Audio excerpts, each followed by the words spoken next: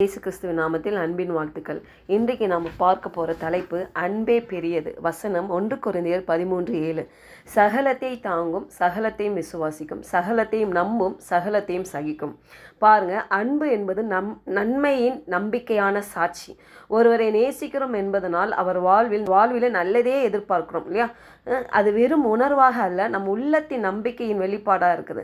அப்போ அன்பின் வல்லமை ஒரு பாதுகாப்பான கோட்டையாக இருக்கிறது. தேவனின் அன்பு குன்றாத அன்பு, சோர்வற்றாத அன்பு, பிறரை உயர்த்தும் அன்பு ஆவிக்குரிய வாழ்க்கையின் அடிப்படையாகும். தேவனுடைய ராஜ்யத்தில் அன்பு என்பது ஒரு உள்புற வலிமை கொண்டிருப்பாங்க. அது நம்மை மற்றவர்களை உயர்த்தவும் மன்னிக்கவும் வெறுக்காமல் நேசிக்கவும் தூண்டுகிறது இல்லையா?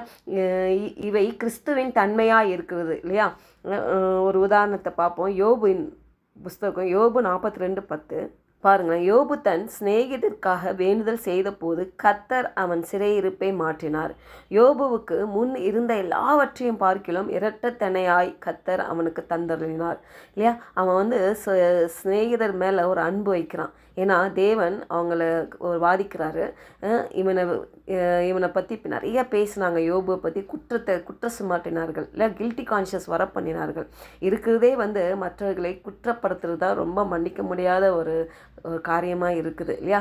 நீ அதை செய்யிட்ட இதை பண்ணிட்டேன், ஒன்னால் தான் இப்படி ஆயிடுச்சு, நீ ஏதோ பண்ணிட்டே, அதான் கடவுள் உனக்கு ஏதோ அனுப்பிட்டாரு. தயவுசெய்து இந்த வார்த்தைலாம் சொல்லவே கூடாது. கர்த்தர் நம்மளை நேசிக்கிறவர்.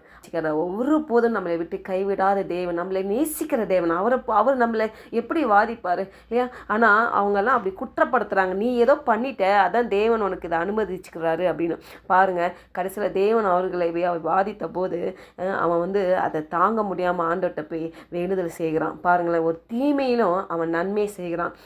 நம்ம வாழ்க்கையில், இந்த யோசேப்பு வாழ்க்கையில் கூட பாருங்களேன், சகோதரர்கள்லாம் அவனை குழியில் போட்டாங்க, விட்டுறாங்க. ஆனால் ஒரு டைம் வரும்போது சகோதரிகளை பார்த்து அவன் கதறி அழுகுறான். காரணம் என்னன்னா, இவங்களை நம்ம இவ்வளோ நாள் இழந்து விட்டோமே, இவ்வளோ நாள் இவங்கக்கிட்ட நம்ம இல்லாமல் போயிட்டோமே. இப்படி ஒரு பரிதபிக்கிற ஒரு இருதயம் பாருங்களேன். கசப்பு இல்லைனாலே சரீரத்தில் வியாதி இருக்காது. கசப்பு இல்லைனாலே சிறையிருப்பெல்லாம் நீங்கி போகும் பாருங்கள். அதே மாதிரி தான் இங்கே தேவன் அதை பார்க்குறாரு. அவனோட நண்பர்களை இவனுக்கு தவறாக எல்லாம் பண்ணாங்க, தீங்கு பண்ணான். ஆனாலும் யோபு பாருங்கள், வேண்டுதல் பண்ணும்போது அவன் சிறையிருப்பை தேவன் மாட்டினார். அவனுடைய குணாதிசயங்கள் தேவனுக்கு பிரியமுள்ளதாக இருந்தது இல்லையா? அப்போ யோபுக்கு முன் இருந்த எல்லாவற்றையும் பார்க்கலாம் இரட்டத்தனையாய் கர்த்தர் அவனுக்கு தந்தளினார் என்று பார்க்கிறோம். அதை யோபுக்கு அவன் நம்பிக்கை இழந்து போச்சு. ஆனாலும் அவன் பொறுமையுடன் நடந்து கொண்டதற்காக தேவன் அவனை இரட்டத்தனையாக ஆசீர்வதித்தார். நம்பிக்கை மற்றும் பொறுமை கடுமையான சோதனையிலும் நிலைத்து நிற்க வேண்டும் என்பதை இங்கே சொல்லுகிறது பாருங்கள். அதான் அந்த அன்பு என்பது நம்மை மற்றவர்களை உயர்த்தும் அன்பு இல்லையா? மன்னிக்க வைக்கும் அன்பு, வெறுக்காமல் நேசிக்க வைக்கும் அன்பு இல்லையா? பாருங்கள், இது கிறிஸ்துவின் தன்மையாக இருக்குது. அன்பின் ஆழமான பண்புகளை ஆழ்ந்த உணர்வோடு சொல்லுது பாருங்கள். அன்பு பொறுத்து சகிக்குமா, சோர்வின்றி கடினங்களை சமாளிக்குமா, அன்பு நம்பிக்கை நிறைந்தது, எதிர்காலத்தில் நல்லதே காணும் எதிர்பார்ப்பு இல்லையா?